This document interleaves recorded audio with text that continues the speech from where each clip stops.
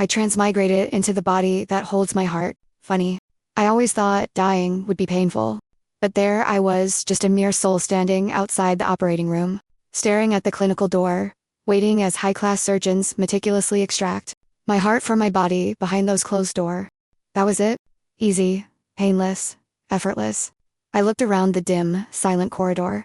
No one was here. Just me. A soul. One tiny prick of a needle, just a flash of red, and I'd fainted at the sight of blood. Then suddenly, declared brain dead. And as if that wasn't suspicious enough, claiming I had consented to donate my heart, a donor card magically emerged from nowhere. Seriously? Was the world so eager to get rid of me that it made killing me this easy? I was bodiless, but I could feel the whole world pressing down on me. Forget it. It's not like I had anything important to leave behind.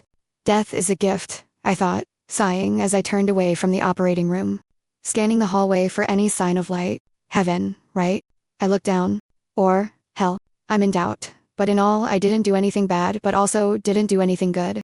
I was just the beloved granddaughter of a multimillionaire tycoon who didn't care about the world, but myself. It's not a sin, right? I have no parents, though. Maybe that's why no one was here in this cold, sterile waiting area. No mother, no father, no goodbye, no one. The clock struck midnight.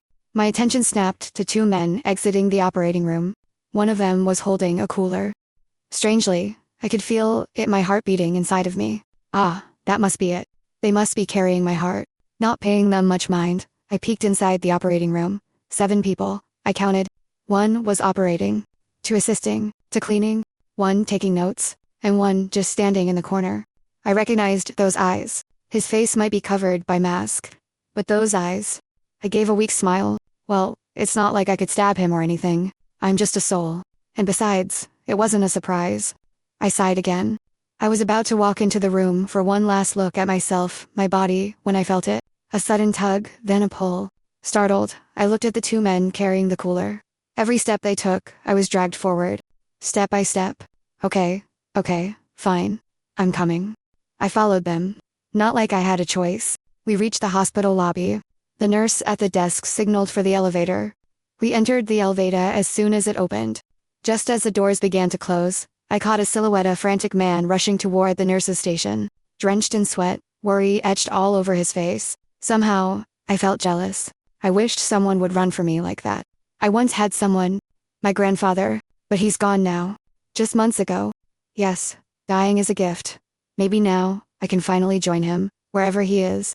The elevator moved upward. We need to hurry, said the man on the left. I know, the other replied.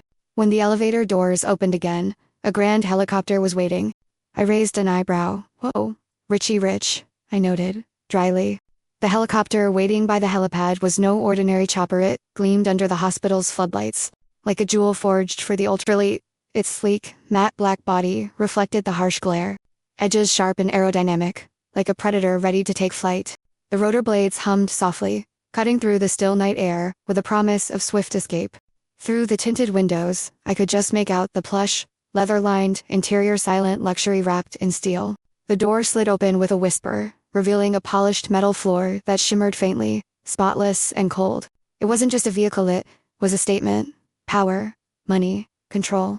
The kind of machine reserved for lives where time was too precious to waste waiting. Whoever my heart was going to, he is no ordinary. Just a few minutes later, we landed at the next town's most high-end hospital. Probably the most expensive building ever built. The kind of place where only the richest, most powerful people in the country came to survive. Whoever this recipient was, he was definitely richer than me.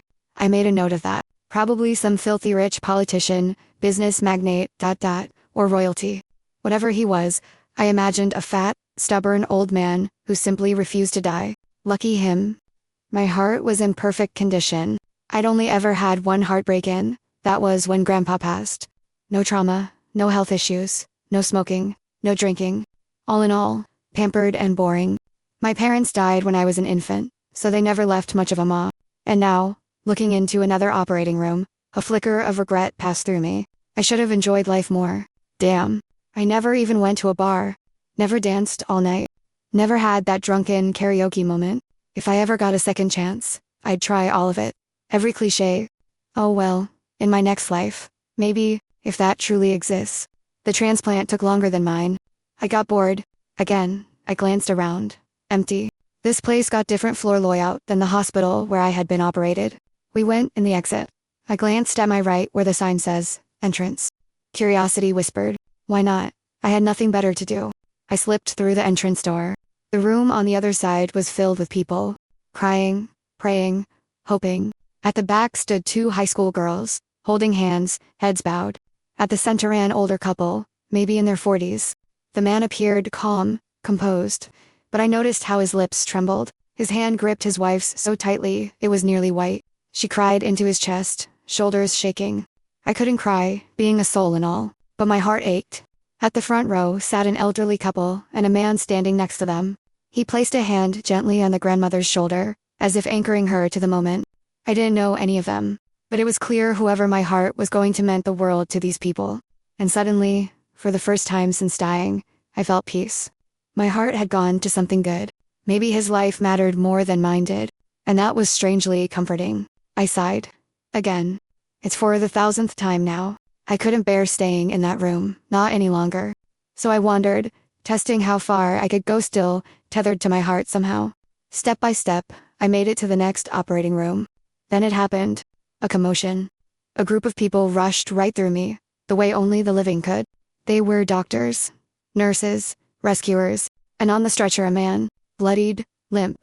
A doctor performing CPR as they wheeled him toward the doors.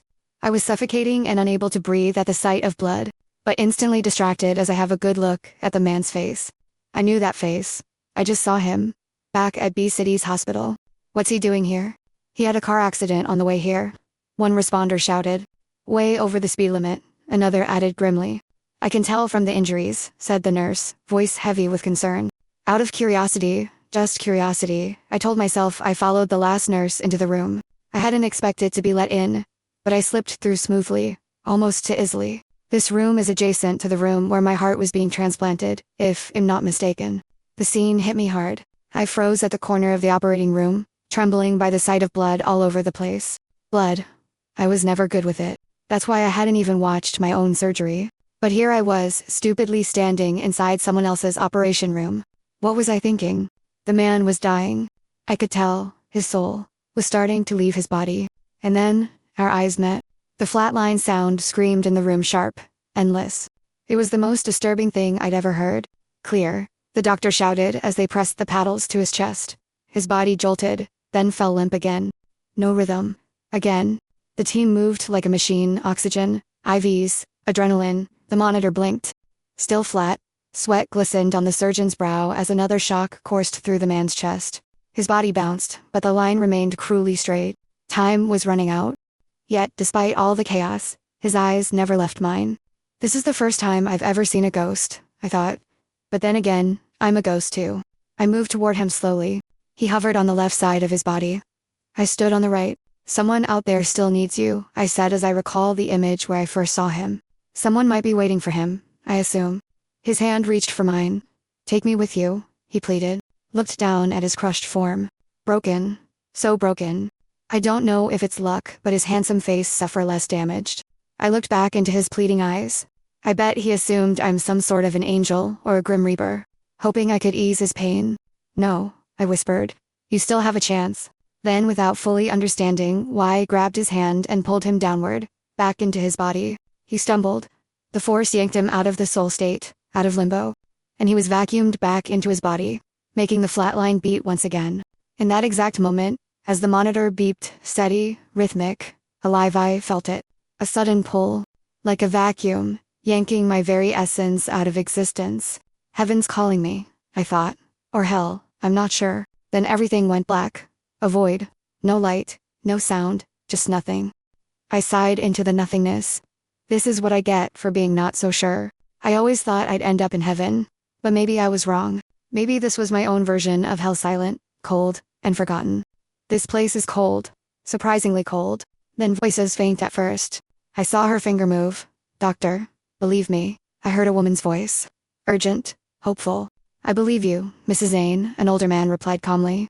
Then a gentle brush over my eyelids, followed by a piercing light, blinding, first in my left eye, then my right. I tried to scream, what the, but nothing came out. My throat refused.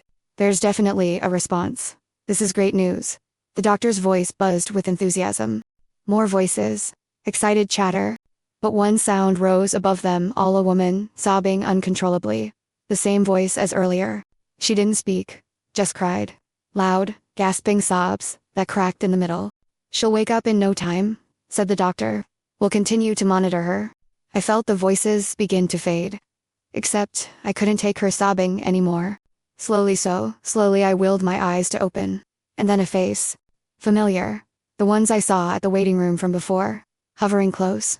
Tears streaming. I struggled to move.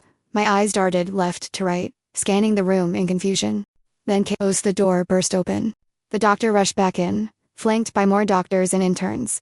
People talking. Machines beeping. I was breathing barely, shallow gasps, like my body was remembering how to live. Next thing I knew, I was slightly propped up, slumped in bed, while a half-dozen people examined me. They spoke, but their words felt like static too fast, too foreign. I couldn't take it anymore. I have to ask. Who are you? I croaked, interrupting the veteran doctor mid-silence. Every eye turned to me, wide with disbelief. The room froze. Where am I? I asked again, louder this time. My mind spun. I was supposed to be dead in hell, or heaven, or wherever souls go when they give their hearts away. Then I saw it. My reflection. In the window beside the bed. A girl, weak, pale, unfamiliar. Not me. I froze. Eyes wide. Mouth open. I wanted to scream. Wanted to demand answers.